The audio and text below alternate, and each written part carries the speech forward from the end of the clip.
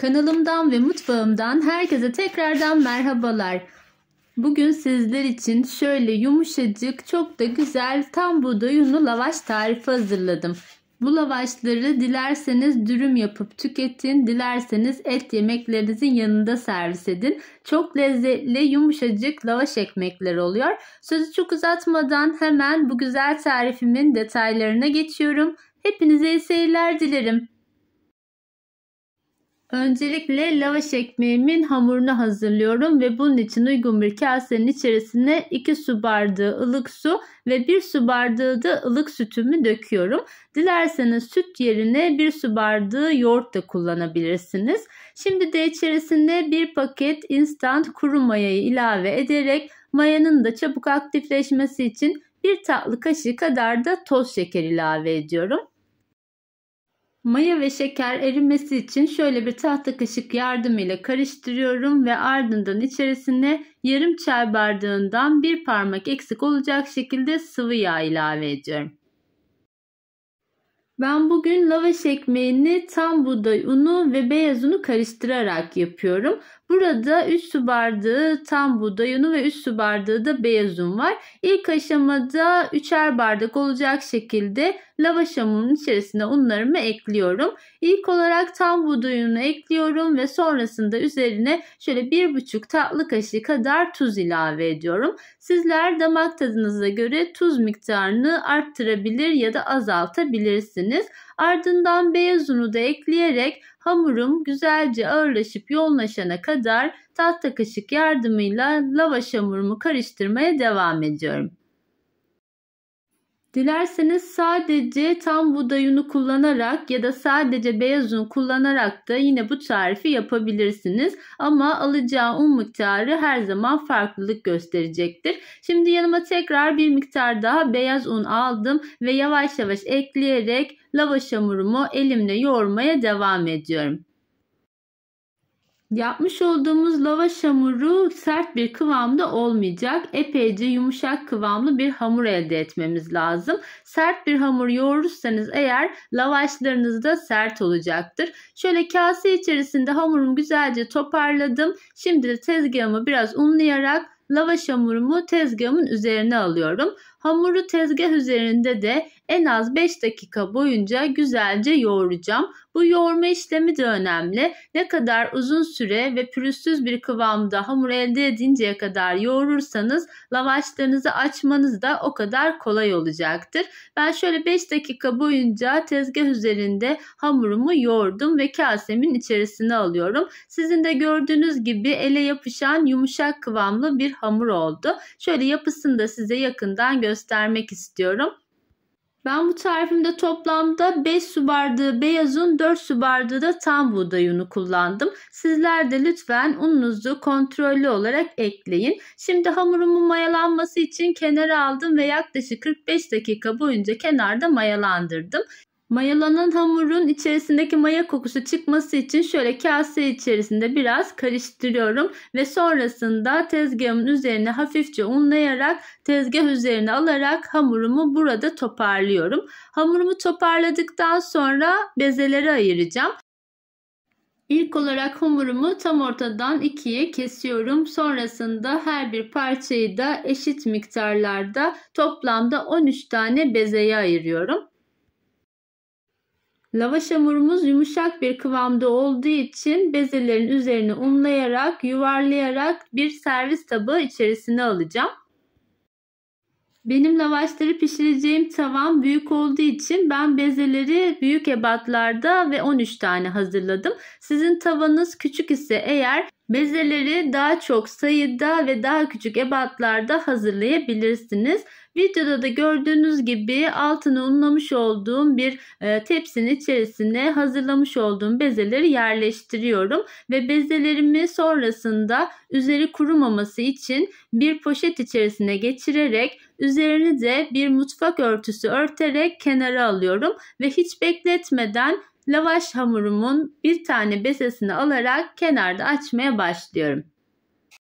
İlk olarak tezgahımı ve bezemin üzerini güzelce unladım ve parmak uçlarımla hafifçe genişlettikten sonra merdane yardımıyla açma işlemini gerçekleştiriyorum. Ben bu tarifimde merdane kullandım. Sizler dilerseniz oklavayla da yine aynı işlemi yapabilirsiniz. Ama oklava kullanamayan kişileri de düşünerek ben bugün tarifimi merdane kullanarak hazırlamak istedim.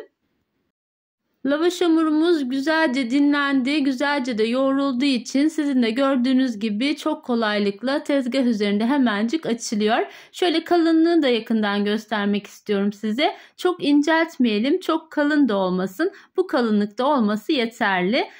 Benim yerim müsait olduğu için tüm lavaş hamurlarımı kenarda açarak bir örtünün arasında bekletiyorum ve sonrasında pişirme işlemi yapıyorum. Eğer sizin yeriniz müsait değilse lavaş hamurlarınızı açtıktan sonra pişirerek de bu işlemi gerçekleştirebilirsiniz. Açmış olduğumuz lavaş yufkalarını mutlaka iki örtü arasında muhafaza edin ki kesinlikle üzerleri kurumasın. Ayrıca açmış olduğunuz lavaş yufkaların üzerindeki fazla unundan mutlaka arındırın. Bu şekilde üzerine vurarak fazla ununun dökülmesini sağlayabilirsiniz.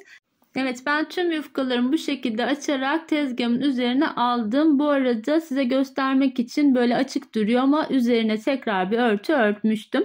Şimdi sıra geldi pişirme işlemine. Bugün lavaşlarımızı ocağımızın büyük gözünde pişireceğiz. Gözleme tavamı ocağımın üzerine aldım ve iyice kızdırıyorum. Mutlaka tavanızın güzelce ısınmış olmasına dikkat edin. Tavanız güzelce ısındıktan sonra lavaş yufkamızı tavamızın üzerine yerleştirelim. Videoda da gördüğünüz gibi lavaş yufkamız böyle kenarlarından kabarmaya başlıyor. Bu şekilde kenarlarında kabarcıklar çıktıktan sonra ilk çevirme işlemini gerçekleştirebilirsiniz. Böyle 10-15 saniye kadar yine lavaşımızın diğer yüzü de kabarmaya başladıktan sonra lavaş hamurumu tekrar çeviriyorum. Sık sık çeviriyoruz ve ocağımızın altı da böyle harlı ateşe yakın ama orta ateşte olsun. Çok yüksek ateşte de açmayın ki yufkalarınız kurumasın. Şöyle üzerine de hafif hafif baskı yaparak güzelce kabarmasına yardımcı olabilirsiniz. Önlü arkalı lavaş yufkamı güzelce pişirdikten sonra kenarda bir örtünün arasına alacağım. Mutlaka örtünün arasında ve sarılı olarak muhafaza edin ki kenarda yufkalarınız yine piştikten sonra kurumasın. Evet, pişirmiş olduğum lavaşlarımı bu şekilde pamuklu bir örtünün arasına alıyorum ve sonrasında tekrar örtümü güzelce kapatarak lavaşlarımın kurumamasını sağlıyorum. Tüm lavaşlarım bitene kadar yine aynı işlemi yaparak pişirme işlemine devam ediyorum. Söylediğim gibi ilk koyduğunuzda kenar kısımlarından böyle baloncuklar çıkmaya başlayınca ilk çevirme işlemini yapıyoruz. Daha sonra tekrardan önlü arkalı çevire çevire tüm lavaşlarımızı kurutmadan pişiriyoruz. Evet, ben tüm lavaş yufkalarımı güzelce pişirdim ve örtünün arasında muhafaza ettiğim için de hiçbir şekilde kuruma yapmadılar. Şöyle sararak da size ne kadar yumuşacık olduklarını yakından göstermek istiyorum. Bu tarifimi gönül rahatlığıyla deneyebilirsiniz. Benim sürekli yaptığım yemeklerin yanında kahvaltıda severek tükettiğimiz bir lavaş tarifi oluyor.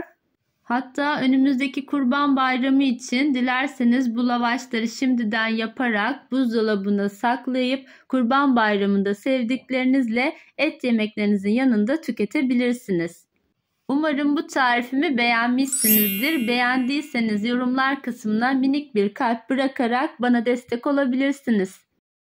Ben yapmış olduğum lavaşları bu şekilde rulo gibi sararak buzdolabı poşeti içerisine böyle uzunlamasına 5'er tane dizerek ve çift buzdolabı poşeti içerisinde dondurucu kısmında muhafaza ediyorum. Sonrasında tüketeceğimde dondurucudan çıkartıyorum. Kenarda kendi kendine çözülerek yine aynı yumuşaklıkta kalmış oluyor.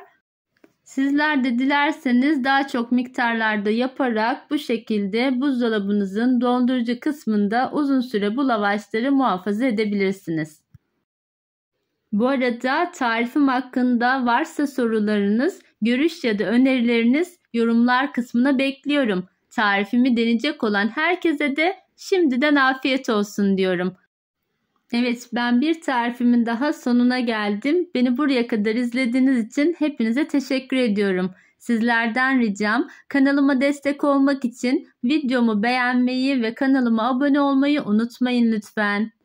Başka güzel tariflerde yeniden görüşmek üzere. Hoşça kalın, sağlıcakla kalın.